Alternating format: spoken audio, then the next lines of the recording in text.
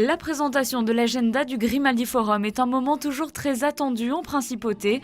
L'année 2019 ne dérogera pas à la règle et promet un programme riche et pour tous les goûts. Premier rendez-vous ce soir avec Ernadette, une comédie rock déjantée qui détourne la pop culture.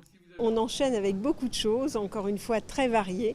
C'est bien l'idée de cette programmation, de l'humour avec les sérénissimes de l'humour, des grands noms comme Anne Roumanoff, Noël Perla, mais également Kev Adams qui revient à l'occasion de son nouveau show, de la magie avec Langevin qui est un magicien absolument extraordinaire, de la musique bien sûr, alors de la musique pour les amateurs de classique avec un magnifique concert qui nous est offert par le Printemps des Arts, Renaud Capuçon, le BBC Symphony Orchestra, de la moins classique avec Cœur de pirate dans le cadre de sa tournée. C'est vrai qu'aujourd'hui nous sommes de plus en plus approchés, et ça c'est vraiment le gage de cette reconnaissance, par des tourneurs, des producteurs qui veulent se produire au Grimaldi Forum. Et cette année encore, le théâtre Princesse Grâce délocalisera 2 pièces qui ont rencontré un franc succès sur les planches à Paris.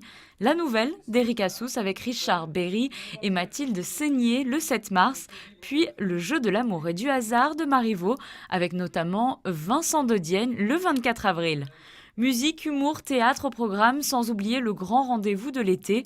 Et cette année, ce sera une première pour les équipes du Grimaldi Forum.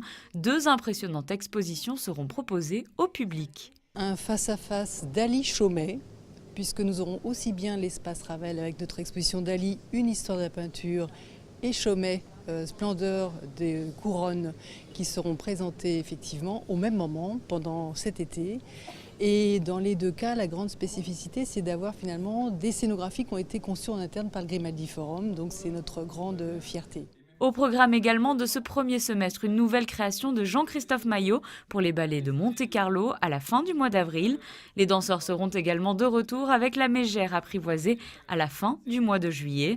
Autre rendez-vous habituel à noter, le salon du manga Magic au mois de mars, mais également le Monte-Carlo Film Festival de la Comédie, Art Monte-Carlo au mois d'avril ou encore Top Mark, nouvelle version qui se déroulera cette année du 30 mai au 2 juin.